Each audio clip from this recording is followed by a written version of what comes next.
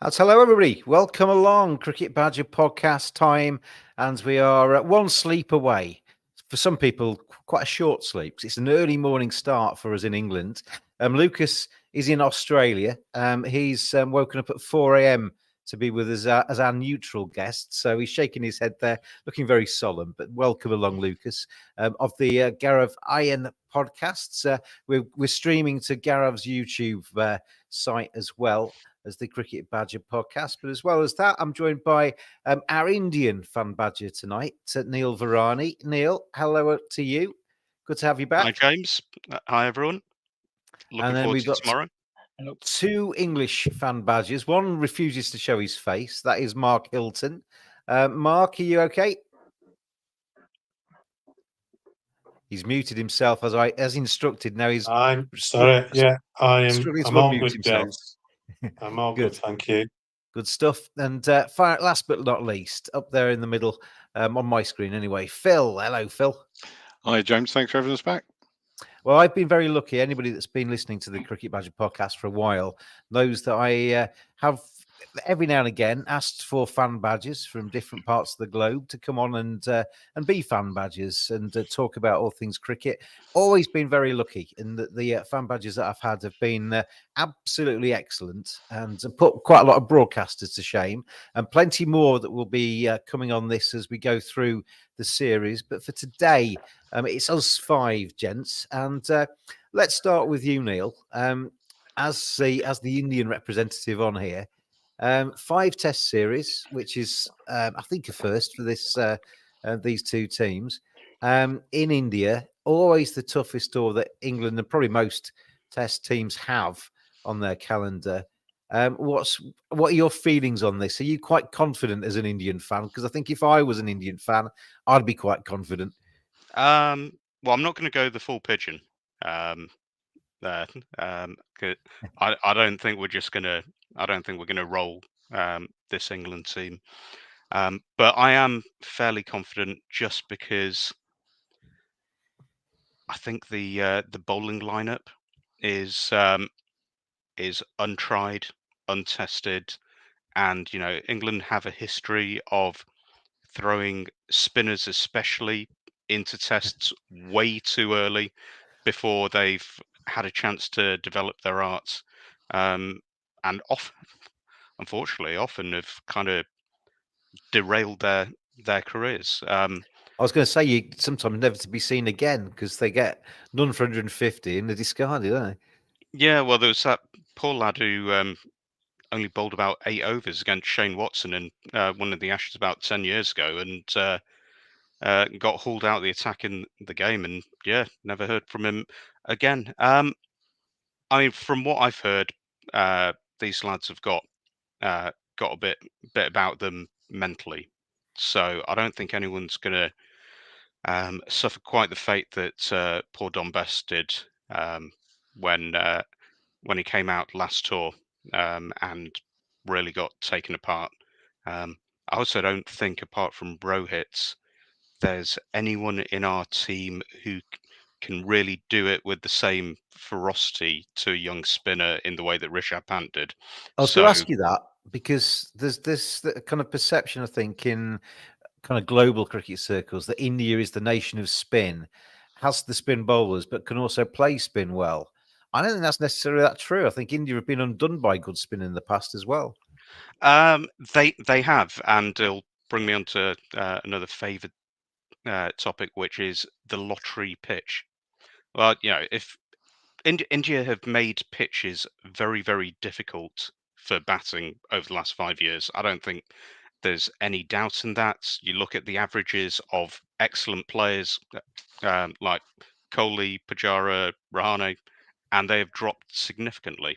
Mm. However, it's a hell of a lottery if you're winning 37 out of 46 and only losing 3. They've just gone extremely hard in favour of the home team because they think that Indian players can play spin better. Not necessarily well, because these pitches are going to find you out eventually, unless you're Rohit, who just seems superhuman on Yeah. these pitches. but they can play them better. It's like what Faf du Plessis used to do, and he's admitted he told groundsmen in South Africa, make the pitches really spicy, have them going into the body all the time, because we're going to be tougher. You don't have to be the best. You don't have to be the fastest man in the world. You just got to be faster than the other guy if you're getting chased by a lion.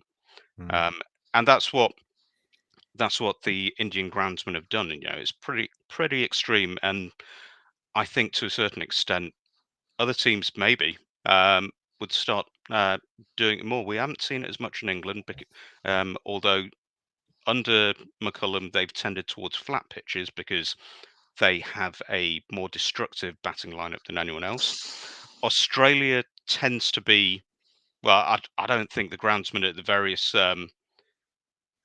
associations take any heed from Cricket Australia, but that Gabba pitch last year, I mean, that was one that was extreme, and it was a case that the Australian batters, Travis Head particularly, could handle it so much better than the Saffers. And I think that's what home advantage is. I mean, one thing is that the WTC has made every result count, so we are getting more and more result pitches, and I think that actually counts more than the talk that players' techniques have gone. Last question to you, Neil, before I move around the gang.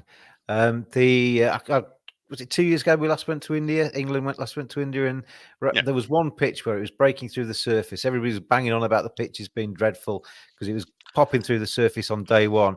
Rohit Sharma came out, smashed a very quick 50 or 100 or something, and basically took the game away from England. He is a different beast, isn't it, when it comes to pitches like that? But can we expect more of the same? Will the Indian curators have been told, make these pitches turn and let's get out England because they can't play spin? They'll have been told to make turning pitches. That test that you're talking about, because I remember Kohli got out for a duck. I think it's where the umpires reviewed him getting bowled by Moeen on day one.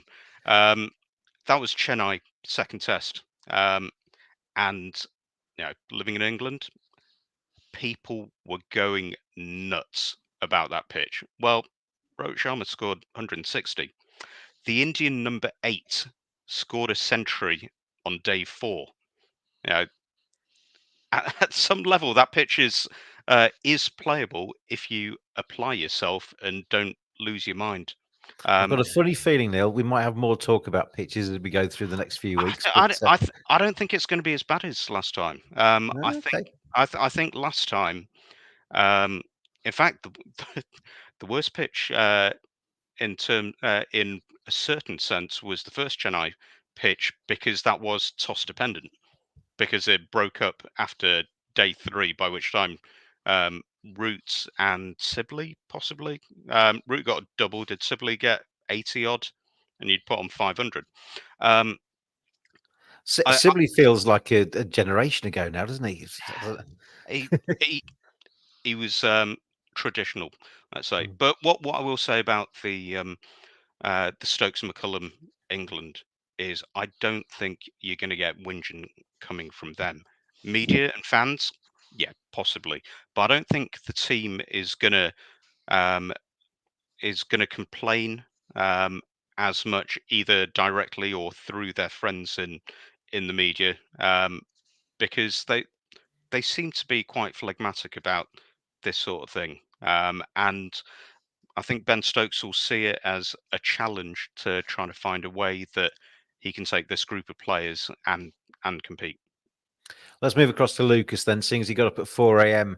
to join us on this podcast. Lucas, as the neutral on here, I mean, I was going to bill you as the voice of reason, but I have worked with you before. It's going to be interesting, this. I mean, from a neutral standpoint, we both love Test cricket. We've talked about that on this podcast before.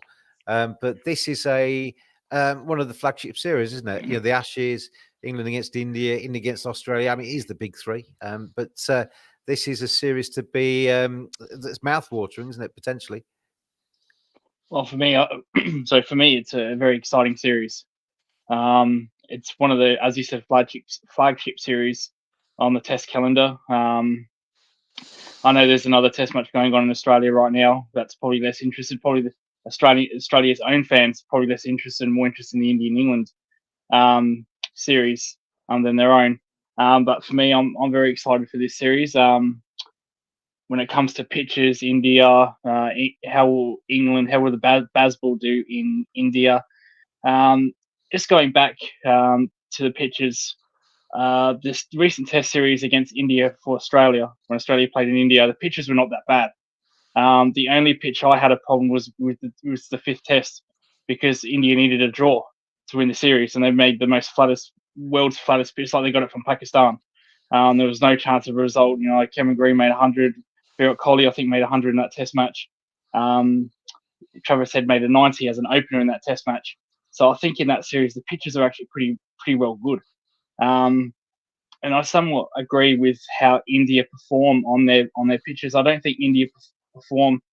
Obviously, I think India perform good, better than what foreign countries do on Indian pitches. But I don't think they play like lights out on those pitches. You might get the one individual performance. I remember in that series, the main guy for Australia that they couldn't get out was Axar Patel, who went nuts in that series with the bat. Just couldn't get him out. We had chances to win that series possibly, but we could not get that man out. So I don't think the pitches were that rank turnish or minefield, whatever you want to call it. And I think the same for England. I think there'll be similar pitches. I don't think. No, I'm well aware of the Hyderabad Test where it went for 3 days, where Joe Root picked up a five wicket haul. I don't think we'll see that this series. I think we'll see more calmer pitches. Of course, they're gonna be ranked turners or minefields. But I'm very keen to see what England do in this series with its approach. We know what they did in the Ashes. The first ball of the series was at Crawley. If we'll see someone, just go outside the crease, charge down the wicket, to spin, similar to what Pakistan did to New Zealand. I think that was last year as well, in their flat roads in Pakistan, where they just charged at spinners. So that'd be very interesting to see if England actually do that. I know me and you, James, talked about the intent of Bazball after the first Test, where they've probably got to tweak the system a little bit, and not be so chaotic, which I think England did after that second Test. So it'd be interesting to see if England take that same approach. If they say, you know what, we still want to play Bazball, but we're going to tweak the system a little bit to try to get the best possible results. Now, having said that, with the coin toss, I think Australia won the 3 coin tosses in that series in India, and I think they lost 2 of those Test matches. Especially I think Test 1, where they won their toss. So I'm predicting a similar kind of pitches. I don't think there'll be any day 3, day 2 kind of result. I think we'll get similar pitches we saw in the Australian series. I think in terms of world cricket, I don't think there's anything wrong, Lucas, in playing to your strengths as a host nation. The reason it's hard to win away, particularly against the strong teams like India and Australia, is because those teams serve up pitches that suit themselves playing at home. They've grown up on those kind of tracks and they are used to it.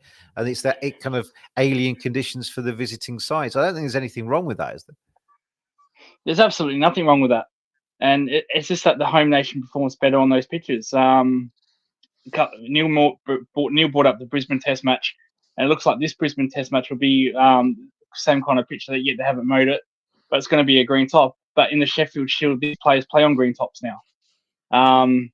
So of course they're going to be better in these conditions. And I've said for a very long time, I'm surprised Australia don't use the same tactic everywhere else around Australia, where they just pick green tops, because their players are used to it. Players like Marnus Labuschagne, Khawaja, they actually play a lot of Sheffield Shield cricket. And when the green tops arrive, when green tops are made in Sheffield Shield games, they play on it, so they're used to it. And I think that's the same with India. Growing up, they play spin-friendly pitches. Australia, England, New Zealand. That's a complete alien to them. But I don't think there's anything wrong with it. I think preparation's a huge key. I know Australia don't like to use warm-up matches, especially in Ashes series. They just prefer to do their own thing. So to each their own when it comes to preparation. But I think the more practice you have on these pitches, the better you will be. Just like when Australia, produce green tops and everyone else falls it completely apart. Same with India, when it's spicy pitches, everyone falls apart. I don't think there's anything wrong with it. I just think you've got to get better in those conditions with practice. Deepak, thank you for your message. I'll come back to that in a few minutes' time, Deepak, because I'm going to bring my English fan badges. They've been waiting patiently at the top of my screen there, Phil and Mark, and come to you two in terms of your thought process in this. I asked Neil if he was confident as an Indian fan. Phil, start with you. Are you confident as an England fan? I'm pretty confident that England will not win this win this series. If that's an answer. On paper, and obviously cricket isn't played on paper, we are outgunned with bat and ball. We're in conditions that we don't thrive in. We don't appear to have, we've decided to go and prepare in Dubai, as far as I understand it, rather than preparing in India, which I would suggest is an error. I know that Stokes has come out and said that 3 days is enough, but if I was going to bat in India for 5 days or 3 days, I'd want to get out there and get used to the heat, humidity. I was going to say it's not just the pitches and the playing, is it? It's the culture, it's the vibe, it's getting into that nation and getting your feet under the table so you feel comfortable when that first day comes around. You spend 12 days or 10 days, or whatever it is, in a nice hotel in Abu Dhabi. That's not really preparation for an Indian test tour, is it? I wouldn't have said so. I mean, the world has changed. It's got smaller. You can fly in and out of places. I have to say I'm astonished at the idea of 3 days preparation. There will be a logic to it. It perhaps will become apparent at some point. I can't for the life of me work out what it is. For me, England need to be out there experiencing everything to acclimatise to it, because it's going to hit them at 4 o'clock our time or 5 o'clock our time. Indian cricket is going to hit us like a car going into a brick wall, and we're going to need to stand up and be counted. And Neil was rightly pointed out that this is a team with, clearly it's got some mental strengths to it. It's demonstrated in this sort of Bazball era that it can compete, and many of us, including myself, have doubted the approach, and several times we've been proved wrong. But we've had a chastening experience in the last few months in English cricket generally, and we could have given ourselves every opportunity to go out and prepare ourselves. And the worst of it is if we're batting tomorrow morning, we're suddenly 2 or 3 down for not many. The first criticism that will be made is, well, why were you not out there prepared for it? They've handed over a stick to be beaten with immediately, and they will be beaten with it. I'm hoping the logic will become apparent. I'm hoping England will. Well, Phil, but I'm. If I you're was just an Indian freezing fan, there a I'd be little pretty. bit, Phil. I'd be. You've depressed me entirely, Phil. There, I've invited you on here to try and build me up. Am I back in now? Get me motivated, but they're certainly not going to be playing that out in the dressing room. Mark, we've got a puncher's chance. We've got a puncher's chance. Mark Hilton, you've been waiting patiently in the top right of my screen. There's not often I turn to you for some kind of motivation, but help me out here, because Phil's just basically thoroughly depressed me. There's got to be some kind of chance, isn't there? Yeah, I think there's some kind of chance. I kind of disagree a little bit with Phil's logic about the preparation, because England prepared in the same way before they went to Pakistan and won 3-0. Last India tour, they were in India for quite a while and got hammered. So I think preparation these days is variable. It's up and down across the globe. So I'm not too concerned about that. I think England can win, but there are certain variables that have to fall into place. The batting has to come off, obviously, big style, if they've got a chance. And they have to retain a positive approach, I think, on these pitches. There's no point in playing within your shell if you are playing against free spinners on a turning pitch. You may as well try and selectively get into the spin bowler's mind rather than the spin bowler bowling to you. And I think therefore the Bazball philosophy, as long as it's tapered a little bit, which it has been, it did get tapered a little bit in the Australia series, to be fair, might come in handy over in Australia, over in India. So I think for England to have a chance, the batting has to really perform well, because I think if you look at the bowling, comparing it to India's, then there's no comparison, obviously. But for England to win, the batting has to perform well, but India have to underperform substantially with the ball. And those are two big ifs, because if you look at England's bowling, you've got Tom Hartley, who has a Lancastrian, I can safely say is not even the best spinner at Lancashire, who's playing in the first Test match. You've got Rian Ahmed, and being a wrist spinner in India is never easy unless you're Anil Kumble. You could go the distance, and then you've got Leach coming back from an injury. He hasn't played cricket competitively since the end of last May. So it's a huge task, and therefore England have to score big runs. If they score big runs, then as Neil pointed out before, India themselves aren't the greatest players of spin, they're just better players of spin than England or other sides in those conditions.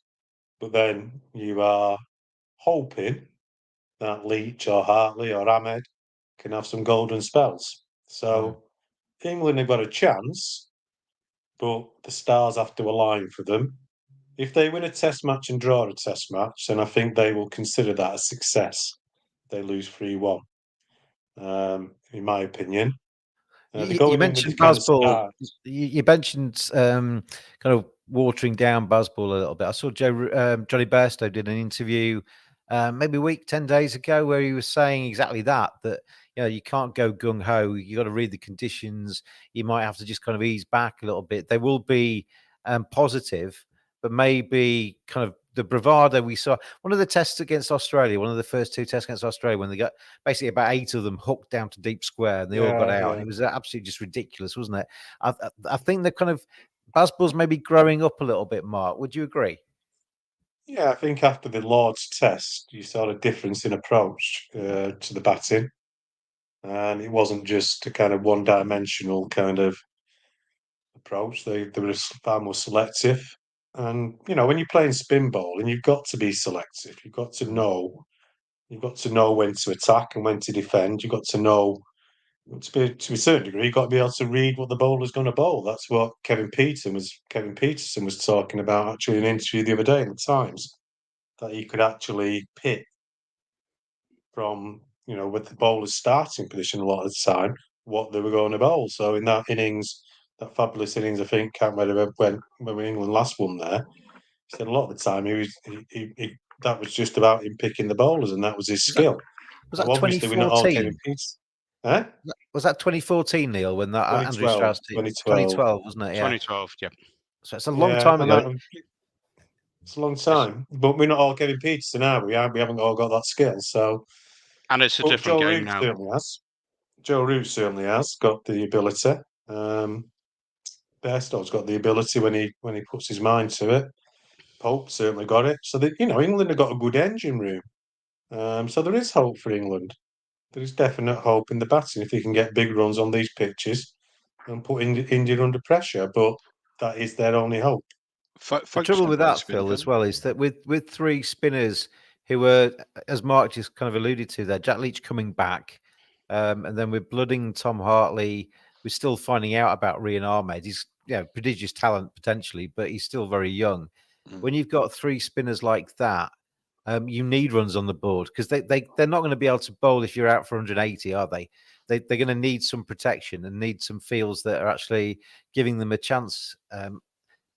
some big runs on the board, at least lets them maybe drive the game a little bit. Yeah, I would. For me, three spinners plus root is. I think it's a sign that England can't trust them. They're unproven at the moment. Two of them are brand new, and one of them's coming back from an injury and with a good record, but not a startling record. And Root, with the best will in the world, is he's certainly going to be your fifth or sixth bowler. So England have already demonstrated by the sheer number of spinners they've slung into this lineup that they don't really trust them. They've thrown them in on the basis that they're hoping two will come off. Because I saw Derek Pringle, I think it was, I saw that Phil, as well. tweeted earlier that if you've got good spinners, you don't need four of them. Yeah, exactly. If you had Warne or Murali, you wouldn't need to then have three spinners behind him. You might have one to share the workload.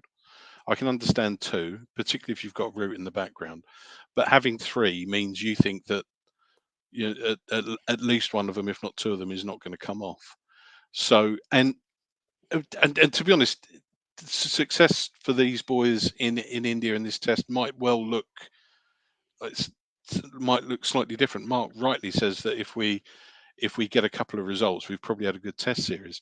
Hartley and Ahmed will be coming into this with their head spinning, I'd imagine, coming into a pressure cooker situation with no red ball form as such to call upon, and now being asked to lead the attack. One of them might be taking the new ball tomorrow, for all we know. Yeah. And it's a real challenge that the fields. I'm glad folks is playing. We need our top glovemen to just eke every little percentage out of these bowlers to give them every chance they can have. And I know we'll be pilloried when folks drops one, but for me, it gives you your best opportunity. Your best wicket keeper gets the best out of your bowlers. Particularly, would you see what Ben Stokes said about him, Phil? He said that he's the sort of player that can take one of those 2 or 3% chances, and they can keep you in games or win games. Yeah, they just fire you up. They fire you up. Do you remember that catch that Stokes himself took, that absolute worldie out in the deep, and you just saw the crowd go, you saw the team go, the commentary go. They can really lift you in moment, and India is a grind for teams. If you're staring down the barrel of 400, 500, 600 runs, sometimes you need something to lift you, and players with that extra special little touch, Stokes in particular, folks, I think Wood is going to have to be one of those as well. Wood's going to have a stonking series to be the only. If that's how we're going, Wood has to take 2 or 3 wickets in innings for 5 tests, and to be honest, we'll be lucky if we get back-to-back test matches out of him. Usually, he'll get rotated. Yeah, they won't play him in all 5, but I think it was 1962, 1963 or something. The last time England went into a test with just one pace bowler and the rest being spin. I mean, Mark, the worry for England would be, I mean, you've got Ben Stokes, who has been on one leg for seemingly about 5 years. We don't know if he can bowl at all yet. I don't think there's been anything to confirm whether he's bowling or not. But judging by the journalists at the ground, they've not seen him practicing bowling. You've got Mark Wood, who is a little bit fragile, or has been in the past. If you're asking him to bowl the only fast spells of the test, then if he does get anything out of the track, and then they ask him to bowl another couple of overs or another couple of spells, he's going to be absolutely knackered. It's going to be hot. It scares me a little bit. We could be going into the second test match without the skipper and without Mark Wood, because they could break down, Mark. Yeah, I mean, Wood's obviously got a history, hasn't he? He's made of glass, and he's predominantly a fast bowler, so you don't want him bowling long spells. So you can't imagine him bowling spells of more than 4 overs. I mean, it's down to. I mean, it shows you how important an all-rounder is in England's side. Obviously, Stokes is not going to bowl. They've not brought Liam Dawson. If they'd have brought Liam Dawson, he could have batted at 7. I know we've had the debate about folks, but Bairstow could have batted at 5, and they could have played 2 seamers, which would have given them a guarantee, because you are actually going in with 3 guys who've hardly played any first class cricket. If you take Leach has not played for nearly a year. Doesn't it surprise you, So, Mark? Because when I was asked the other day to pick my team, I was I think exactly the same top 8. Jack Leach in as a spinner, Rian Ahmed was at number 8, and Joe Root was going to be the 3rd spinner, which would allow you to play either a Jimmy Anderson or an Ollie Robinson to give you an extra paceman. Does it surprise you that they've gone with 3 frontline spinners? it doesn't surprise me because India going with three frontline spinners in home tests, and Yeah, but they've got spinners. Australia. Yeah, they're better spinners. Australia also went. The theory is that Australia went into a test match last year with the 2 young spinners, and Lyon and Mitchell Stark was the only pace bowler, and they won the test match. The So difference, they're using the model from Australia as well. yeah, the I don't difference think they. there though, Mark, is India have got probably the best all-rounder in the world to make up the 5th of Yeah. those bowlers, and And Australia that's what had England. Cam Green. That's what England. England don't have a. I wouldn't call Root on a Cam Green level, let alone a No, and Jadeja level. That's the risk. that's the risk, and that's why they should have picked Dawson in the squad. And they didn't even approach him. I know all the stuff about franchise, but Stokes Key came out and said, "Well, we didn't even ask him," so he wasn't even asked, and therefore the balance of the size is disrupted. And you've got a guy, Tom Hartley, who's got 40 first-class wickets in 20 games at an average of nearly 40.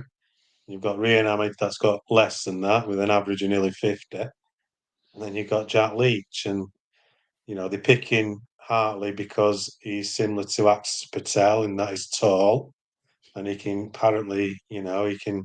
If the ball doesn't turn, they go straight on. He can get bounce. Well, I've watched Tom Hartley a lot, and he's, like I say, he's not even the best spin bowler at Lancashire. So we will see how they go. I hope he gets lots of wickets because he's a Lancastrian, but it just shows the paucity of England's options in terms of spin, obviously, as well. That's been for some discarded, as you time. said. Well, They've discarded seam. some of the spins. It also points to the seam issues as well, because if we had another seamer that could thrive in these conditions. Well, Jimmy Anderson thrives in these conditions. He's bowled well in India on numerous occasions. Bowled well in the last Test series. What's the point of taking him? He says he's been training all winter. He's got a new run up. What's the point of taking him to India if you're dubious about playing him in the first Test match? The thing that Jimmy Anderson can give you is 20 overs, 1 for 30 or something, and be control, doesn't he? And he never gets. Exactly. He's got his injury record over the years has got better, and he's got a new run up, and he was itching to try that out. So there's back-to-back Test matches. I'm sure Anderson will play next week. We've also got Robinson there. I mean, England's balance is wrong, isn't it? They haven't taken an all-rounder, and now they're suffering, and that's it. I am going to come to you, Lucas, because you just mentioned the Aussies there and how they approached India. Just before I do that, just wondering if the Shoaib Bashir stuff, which we're not going to get into because I'm honestly tired out about it yesterday on Twitter, but I just wondered if he might have dodged a bullet with missing this first test, Shoaib Bashir. But how do you see England's team, Lucas, as a neutral? 3 spinners. Ben Stokes probably not going to be able to bowl, just the one seamer in Mark Wood. Is that going to be anywhere near good enough, do you think? I think they're interesting. I think they're copying Australia's model of how they did it. The first Test match when Australia played, Cummins took a bit of a pasting. Not to bash Cummins because I'm not going to do that on the show. I've done that enough, but you've done that on every other one. I've done that on every other one. Cummins took a bit of a pasting, but Scott Boland's in that first Test match was actually pretty good, surprisingly very good. It was very nice and tidy, and I was surprised that James Anderson wasn't picked in this Test match. I can understand why they picked Mark Wood. The same reason why I thought Lance Morris should have played in that series, in the Indian series. A quick penetrating bowler that might penetrate pitches, that might give problems to top orders. And most likely he's only probably going to have 2-3 overs of one spell, if that, because England might open with a spin bowler. If you think, Lucas, that Mark Wood used to ride an imaginary horse around the outfield because he used to get bored of fielding, he's going to have a lot of fielding to do, a lot of watching spin bowlers bowl, isn't he? Yeah, I have a feeling unless he completely ruins India's top order. I think he's probably only going to bowl probably 6-7 overs a day, if that. So I think not having a second seamer is pretty strange to me. Okay, yes, they don't have a luxury Cam Green. Ben Stokes has had knee problems, as you mentioned, James, for the last 4 or 5 years. No, if not to take wickets, someone can just contain 2-3 overs. And I don't England, unless Ben Stokes is going to bowl, which I highly doubt. He probably going to have to do that by himself. I think danger, Lucas, is that Ben that's the- Stokes might bowl because basically everything goes a little bit wrong. Rohit Sharma's 330 not out. India have got 580 on the board. Nothing else is working. So Ben Stokes thinks, I'm going to have an 8-over magic spell, but I'm not fit for it. And then he ends up in an Indian hospital for the rest of the tour. I can see that happening. He's that kind of character. He won't. Yeah. He's not the sort of person that won't take a challenge on, even if his body's not ready for it. No, well, that's which I was surprised he didn't bowl more often in the Ashes. So that was a little bit surprising. I thought he would do that, as you mentioned. He's he wears his heart on his sleeve. He's a very passionate person. I think if it was up to him, he'd like to do it all by himself. Which I've got no problem. Often has done. Yeah, exactly. Especially with the ball, especially with the bat. I know that all too well. But the luxury that Australia had it with their spinners was Nathan Lyon. I don't see a Nathan Lyon in this England team. If Nathan Lyon was available for England, he'd be picked straight away. He'd be the first spinner they'd pick. Now, mind you, Nathan Lyon in that Test series against India wasn't lights out. He was good. He bowled long spells. He bowled 20 overs in a day, like we saw in the second Test match on day one, where he took 4 wickets. Absolutely ridiculous, where he bowled all day. And then they used Todd Murphy. Todd Murphy was very good in the first Test match, if you can remember, Neil. Very good. Then they figured him out, and then was pretty bang on average between Test 2 and 4.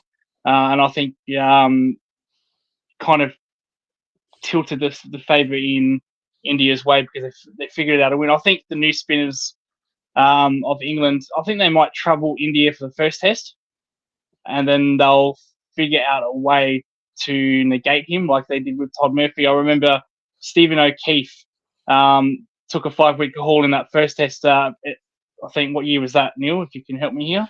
That was 2017. That was the angry series. Yes, and then Stephen O'Keefe is pretty average for the rest of that series. Didn't take a 5. He's a better spinner than Murphy or anyone that England have got out there, including Leach. Yeah, I agree. So I think India are very good at problem solving when it comes to these new spinners up against them. So I think the New England spinners will do well in the first Test, and then I think they'll get figured out in the second, third, and fourth Test. I think Jack Leach has to take a 20-wicket series if England are any kind of hope. I don't think Jack Leach is that bowler. With all due respect to Jack Leach, I think he's done a good job for England in past, but he's not a wicket taker. He might be that container that you mentioned, Lucas. Yeah, he might be that container. Yeah. And if one of the other two can come in and if they fly, then they did. Yeah, sorry. Yeah, they did that. They did that in the first Test. Todd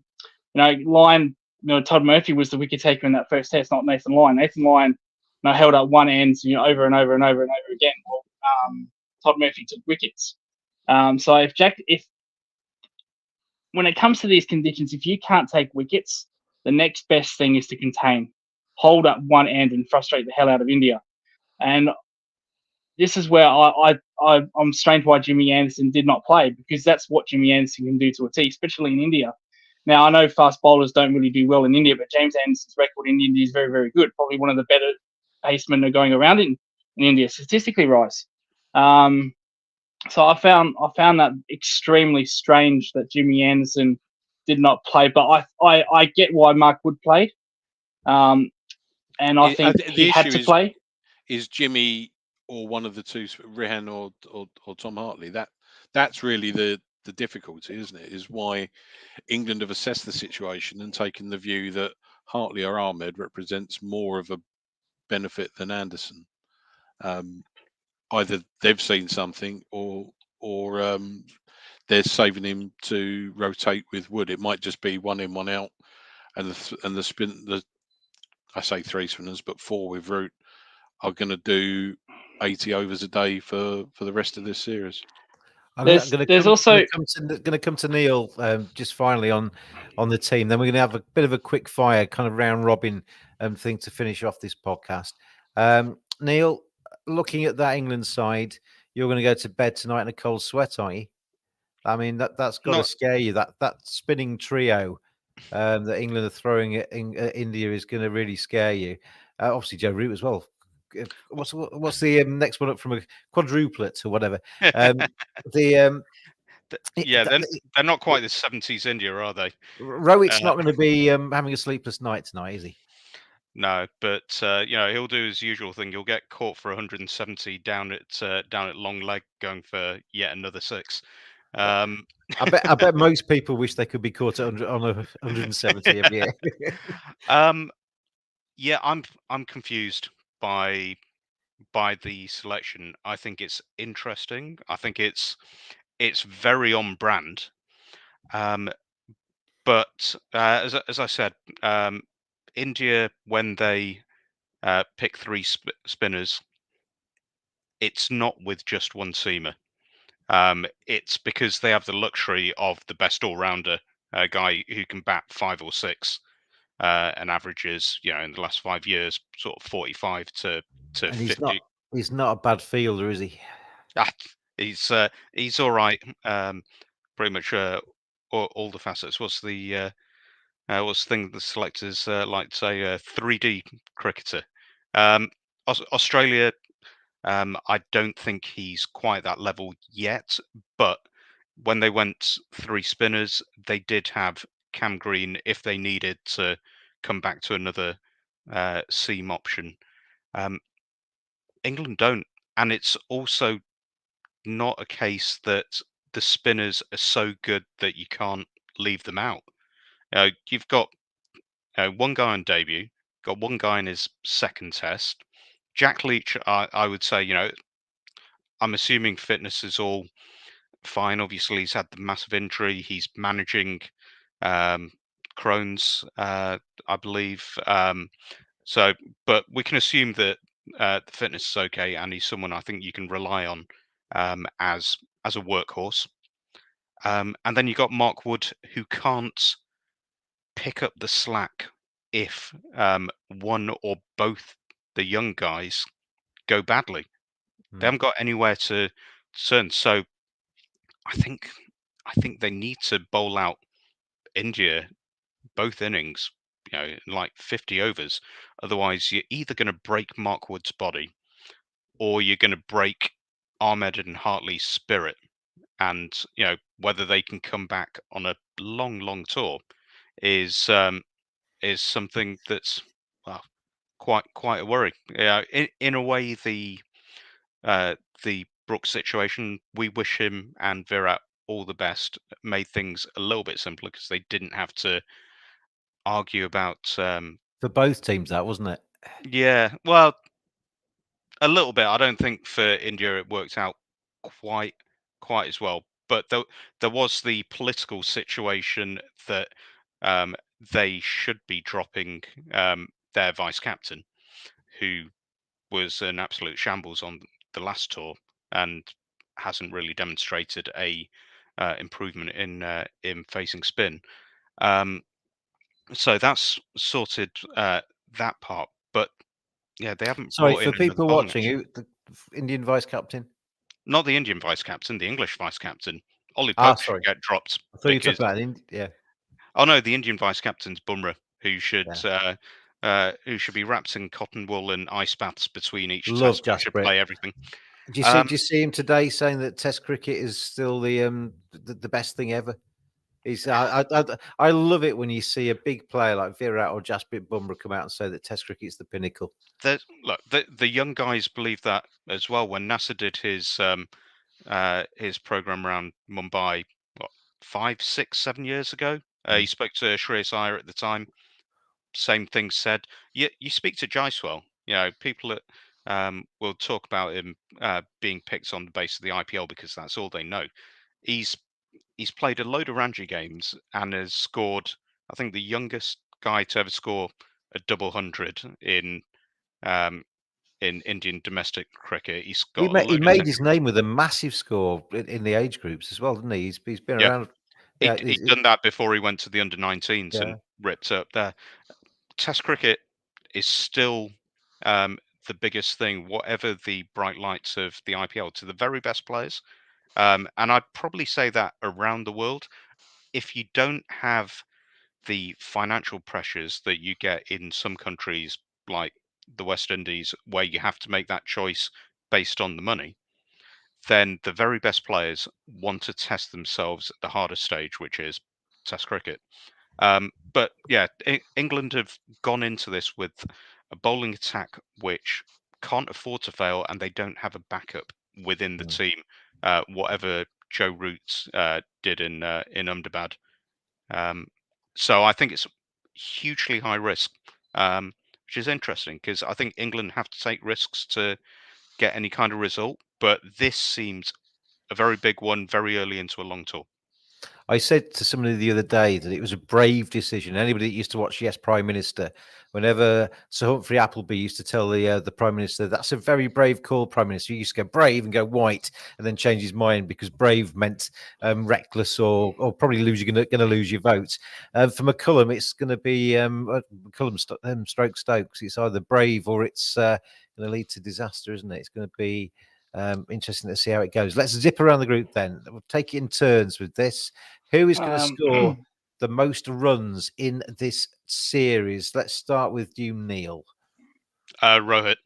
I thought Virat is back to his best. Anyone who watched the South Africa games and actually watched his innings could see that he was unbelievable. But Rohit, since he moved to open, around the world he's been excellent, but in India he is an absolute beast. It's scary. What about you, Mark? Where are you going to go for the most runs in this series, Mark Hilton? I'm going to go for it. Well, I'm going to take an English perspective. So I think Joe Root will get a lot of runs. So I'm hoping that Joe Root can be the top scorer. Always seems to do well in India. Very good player spin. Obviously, Joe Root plays it so late and deep in his crease. And Phil, most runs in this series will go to? We'll go to Rohit. But from I'd agree with Mark as well in terms of England. I think they're the two prime candidates. What about you, Lucas? I think Rohit's a safe option, but I wouldn't be surprised if Patel's up there, like in the Australian series, where we just couldn't get him out. We tried absolutely everything, and he was one of the main. If we could get him out early, we probably would have won that series. But he was just a complete menace. So the safe options for Rohit, but I wouldn't be surprised if Patel's up there. So I think one of those two. But I'll go with Rohit. I'm going to stick with the same person I picked on a podcast the other day. I just love Shubman Gill. I think he could easily have a Rolls Royce of a series and just kind of really come of age. I mean, he's already done that to a large degree, hasn't he? But he's batting at number 3, so he don't necessarily face any of the Mark Wood overs, and then he'll just come on and milk the spins. So I think Shubman Gill could have a very big series this time. Has that been confirmed? I think he's going to stay at 3. From what I gather, Jaceville and Rohit to open and Shubman at 3. Yeah, I was half wondering whether because he seems like the natural successor to Kohli as the stroke maker. So I wondered with Kohli dropping out whether they'd move KL up to 3, who's in a hot streak. If KL's batting at 4 or 5, then he's a wild card for most runs because he could be coming up against some very disillusioned, tired England bowlers, and he's been exceptional with the bat for a number of years now. For most wickets, I'll go first. It's going to be one of the 3 Indian spinners, I think. Ashwin is the premier one. He's going to take my pick, but I think Akshar Patel's probably going to play. So is Jadeja as well. It could be any of those 3 really, but I think Ashwin is the one that England most fear. and will probably take the most wickets. What about you, Phil? I mean, I think Jadeja will, of those three spinners. I've got a sneaky. Is Siraj playing? Yeah. So I've not looked at it yet. For some reason, he's haunting me at the moment. I fear.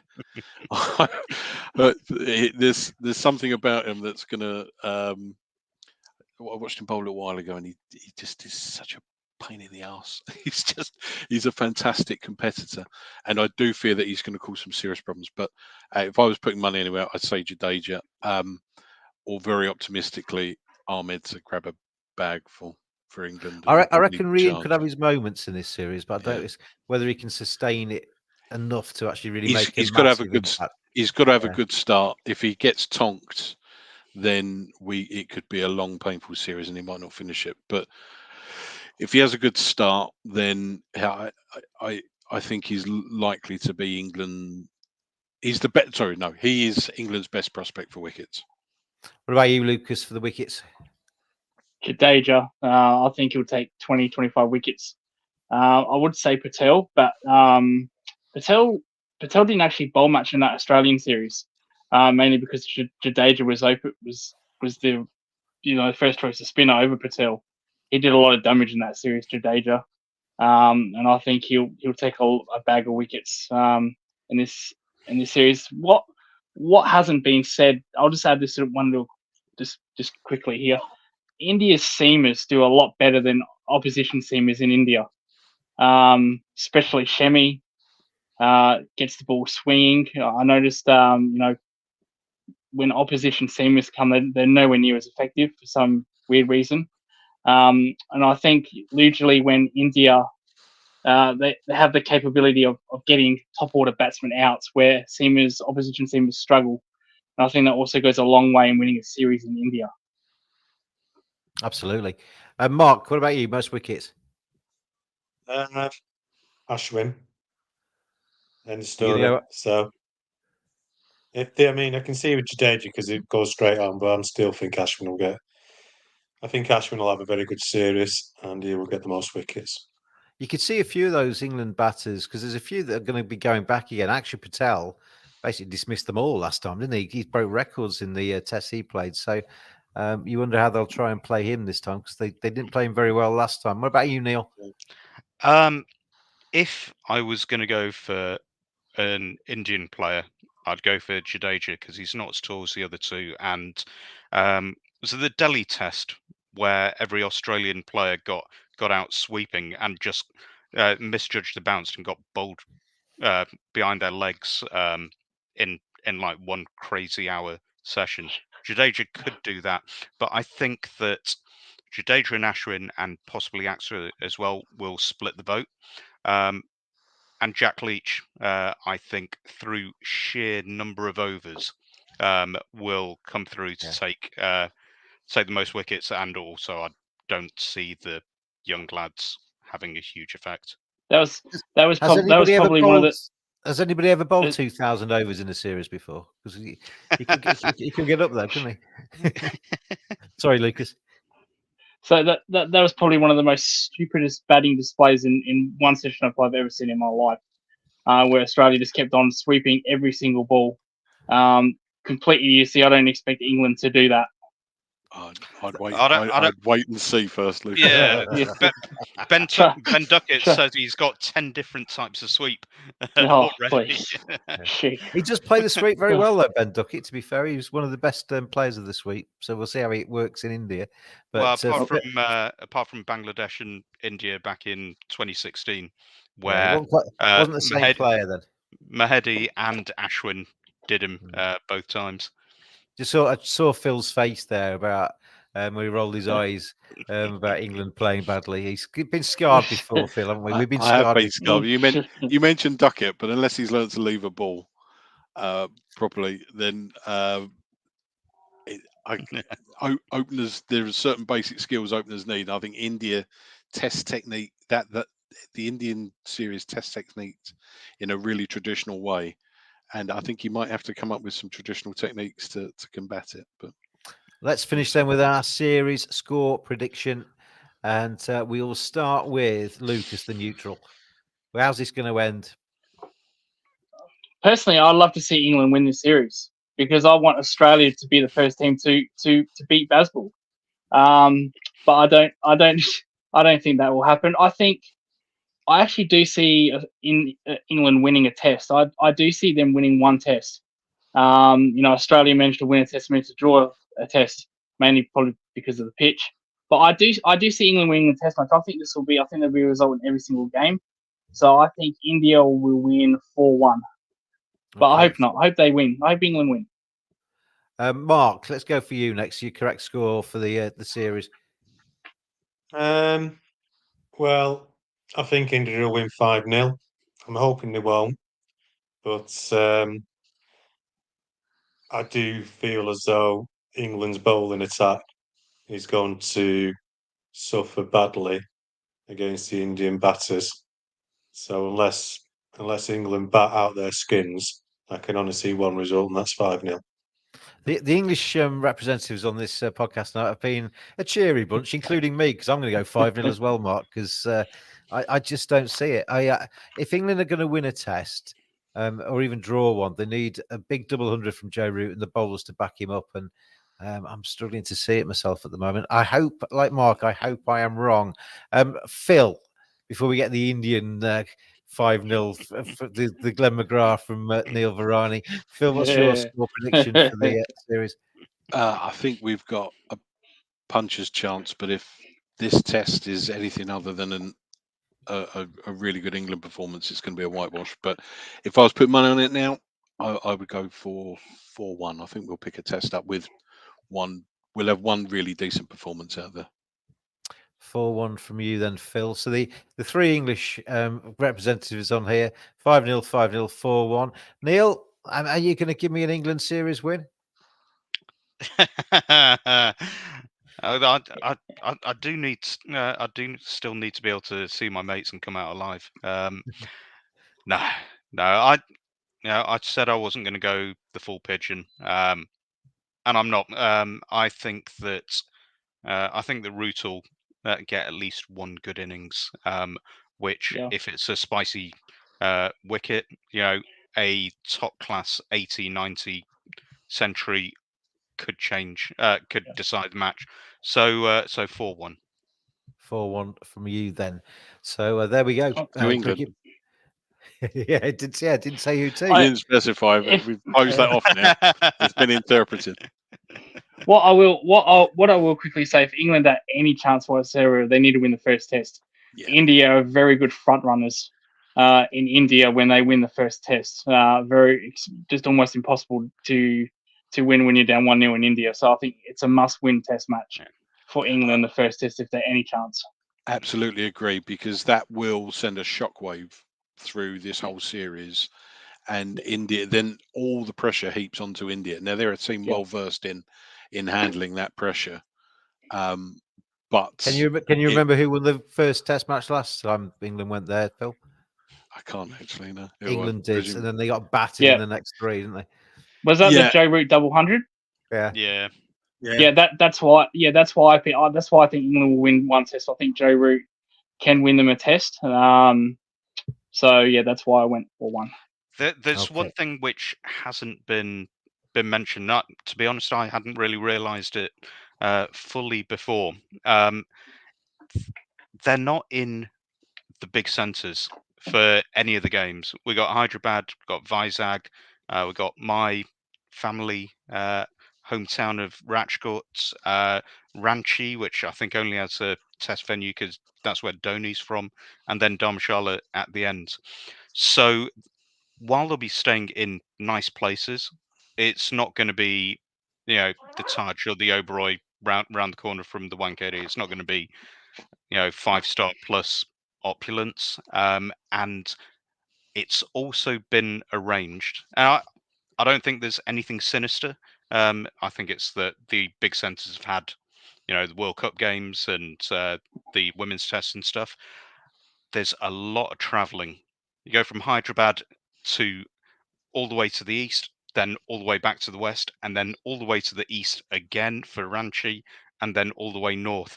That's a lot of flying about, and it's going to make it very tiring. And they're not going to have the same amenities as if they were staying in Mumbai, Delhi, Calcutta, in terms of going out to decompress, going out for meals or whatever. So that's going to make things difficult. I think we're going to see some wary people by the time they get to Dharmshala at the end. That's why they're flying out to UAE in between the second and third. But it's going to be really tough. They'll be able to get out a little bit more than they did last time, which was obviously during lockdowns, wasn't it? But Yeah. It'll be a slightly different tour to that, but obviously still not ideal.